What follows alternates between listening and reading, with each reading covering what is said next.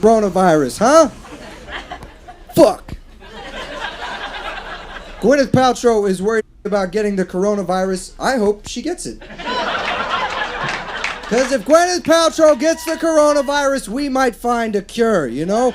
It's not in labs. Gwyneth knows you gotta masturbate in a Himalayan mud bath, and then you're fine. Thank you, Goop Mama.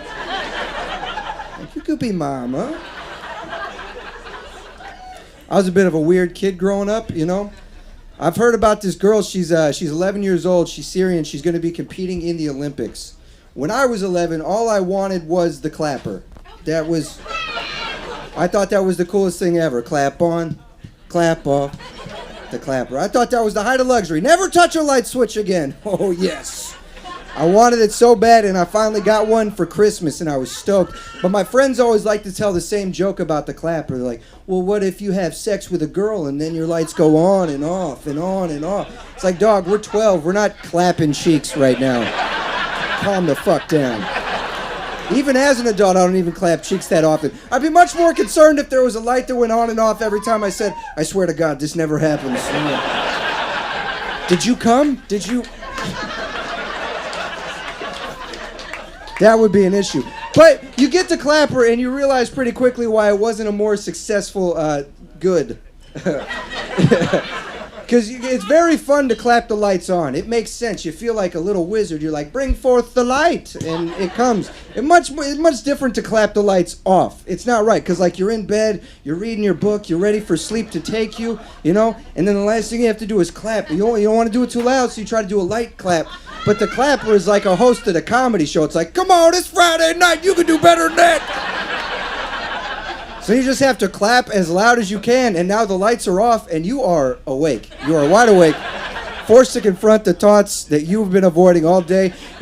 Everybody else in your house is awake. They're like, what the fuck was that? You're like, I'm sorry, I was sleepy. I don't know.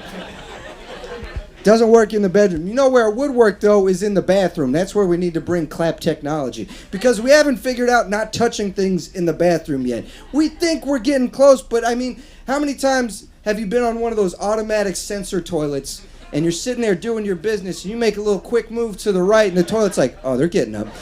And it just starts flushing and flinging public toilet water on your ass and you're stuck there just like, no! No! Now you're not just wiping your ass crack. You have to wipe down your whole ass. You have to take a towel to your lower back. It's no good. These toilets, they shoot first, they ask questions later. It's a real problem. But how much better would it be if you could do your business, you stand up, you look at it, and you're like, huh. And away it goes. That could be really good for us. Hey, folks, you ever pee so clear in the toilet, you're like, I don't need to flush that. That's basically water. I should have pissed that into my own mouth, honestly. Wasting water at this point. I just hope the coronavirus doesn't stop the Olympics from happening. Are you guys excited about the Olympics? It's a little early, but yeah, okay. I fucking love the Olympics. I think it's the greatest thing that happens every 4 years. Every 4 years, we get together and we're like, all right, let's see who runs the fastest. It's probably Jamaica, but we're all here.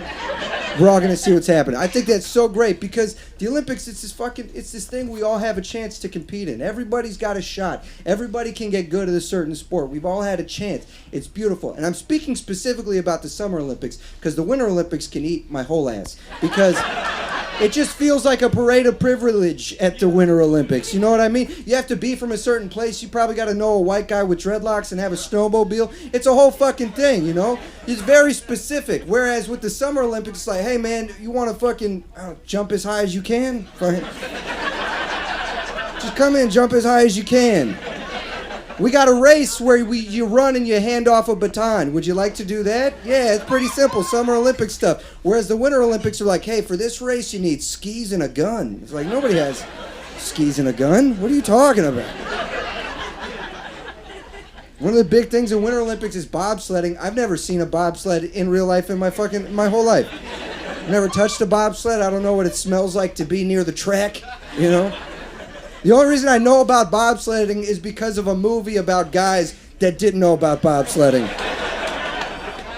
We're all supposed to watch like we give a shit. And I'm tired of people watching the Winter Olympics trying to be quirky like, I love curling. Okay, you don't, okay? You don't love curling. Curling was just created to have bocce ball but exclude Italian people, which I support.